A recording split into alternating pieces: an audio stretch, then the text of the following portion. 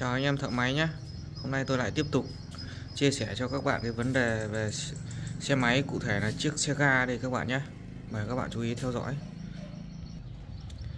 Thì xin thông báo với các bạn là con xe ga này là đang đi là máy chết khự lại dừng luôn nhá, và bó luôn. Đến đây chúng tôi kiểm tra thì một số thứ rất là quan trọng cần phải chia sẻ với các bạn. Và video này tôi nhắc nhở chị em phụ nữ các bạn nhé. Chị em phụ nữ đi xe là hầu như là hỏng thì mới mang đến sửa chữa bảo dưỡng. Đây, toàn bộ chúng tôi đã tháo hết ra như thế này. Đầu tiên nhé các bạn, xe đang đi chết khự lại, bó không đi được thì cứ tưởng là ắc quy hỏng, thay ắc quy mới. Đây các bạn nhé, giấy bóng mới vẫn còn nguyên này, ắc quy mới vẫn không đè được, vẫn không đạp được luôn. Mà phụ nữ chân yếu không đạp được, đè cũng không lên được, mắc kẹt các bạn nhé. Thì đây, đến đây chúng tôi tháo ra kiểm tra các bạn nhé. Kiểm tra thì chúng tôi tháo hết côn ra như thế này. Ở đây là cái phần côn keo này, dây cô loa này thông báo với các bạn là hỏng luôn rồi. Dây cô loa này là phải thay này. Khi mà chúng tôi tháo ra như thế này, chúng tôi lại kiểm tra bên này luôn. Đây, phần côn sau. Côn sau thì kiểm tra các bạn nhé, kiểm tra cũng như mọi xe thì cái mặt bên trong này là nó phải nhẫn đẹp. Nếu nó sần sùi các bạn phải đi tiện lại cái chuông này nhé. Đấy là cái phần chuông. Còn phần côn văng đây, côn văng này thì vẫn là ok nhé các bạn nhé. Côn văng vẫn ok, cái chuông ok, phần này thì là ok. Không phải tháo ra xe nào cũng bị hỏng mà cũng phải thay đâu các bạn nhé. Đây, xe này thay mỗi dây cô loa và thay bi côn bên này. Đây, bi côn này. Đấy các bạn nhé, bi côn này phải thay, méo hết rồi, hỏng hết rồi. Còn cái bát nhôm này thì cũng không phải thay đâu các bạn nhé. Như video trước tôi cũng giới thiệu cho các bạn và chia sẻ cho các bạn là cái bát nhôm này, các bạn muốn chạy ngon thì các bạn đi phay phẳng cái này là sẽ chạy ngon các bạn nhé. Còn phần này thì không sao.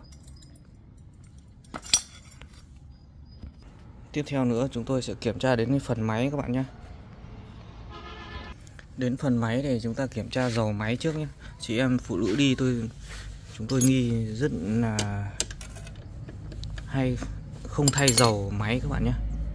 Chiếc xe này tôi đang nghi là dầu máy, một là qua kém, hai là còn đi quên không đổ nhớt, cạn nhớt rồi các bạn nhé.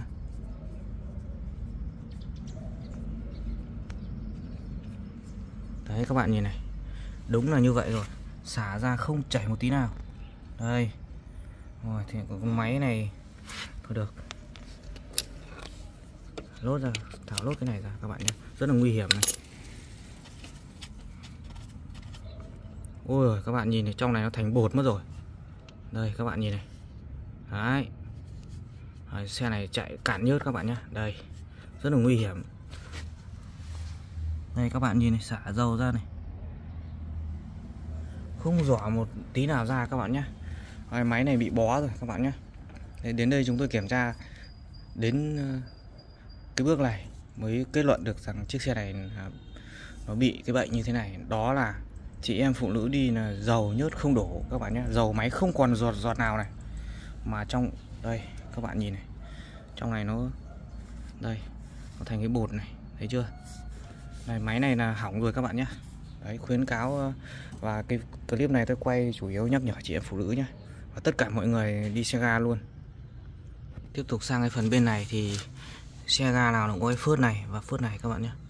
Phớt này thì chưa bị hỏng để nguyên, nhưng còn phớt này thì hỏng rồi các bạn nhé. Đây là phớt trục cơ. Đấy, các bạn thay phớt này, dầu nhớt nó hết sạch, cho nên là cái phớt này nó hỏng, đến nỗi là không còn tí nhớt nào để chảy ra bên này nữa các bạn nhé. Và đây các bạn nhìn bên trong này, đấy, bên trong này là do là chạy cạn nhớt, cho nên bên này khô đét mà đen xỉ luôn các bạn nhé, toàn cặn thôi. Đấy, rất là nguy hiểm. Rồi, máy này là bị bó các bạn nhé. Như vậy vừa rồi tôi chia sẻ với các bạn cái vấn đề về xe ga các bạn nhé. Xe này là chị em phụ nữ đi đến lúc là hỏng không đi được nữa rồi mang đến sửa chữa. Và ngày hôm nay chiếc xe này mang đến đây là phải tháo máy ra làm luôn các bạn nhé. Tháo máy làm luôn, chạy cạn không còn giọt nhớt nào, khô đét các bạn nhé. Đấy, bạn nào xem video mà thấy hay nhớ like, chia sẻ, đăng ký kênh để ủng hộ chúng tôi các bạn nhé. Chúng tôi sẽ ra nhiều video chia sẻ cho các bạn, tất cả mọi người các bạn nhé.